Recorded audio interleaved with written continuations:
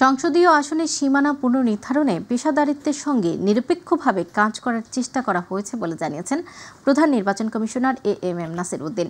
সকালে রাজধানীর আগারগাঁওয়ে নির্বাচন কমিশন ভবনের অডিটোরিয়ামে ত্রয়োদশ সংসদ নির্বাচন সামনে রেখে প্রস্তাবিত সীমানা নিয়ে দাবি আপত্তি প্রতিবেদনের শুনানিতে একাংশে কথা বলেন সিইসি। বেলা 12টা থেকে নির্বাচন ভবনের অডিটোরিয়ামে শুরু হওয়া এই শুনানিতে আছেন প্রধান নির্বাচন কমিশনার এএমএম নাসির উদ্দিন, চার নির্বাচন কমিশনার ও সিনিয়র সচিব আক্তার আহমেদ। 4 দিনের শুনানির প্রথম দিনে কুমিল্লা অঞ্চলের 18টি আসনের শুনানি অনুষ্ঠিত হচ্ছে। পেশাদারিত্বের সাথে নিরপেক্ষভাবে কাজ করার চেষ্টা করেছি। আমরা অনেক এক্সপার্টদেরকে নিয়োগ দিয়েছিলাম এই কাজটা করার জন্য।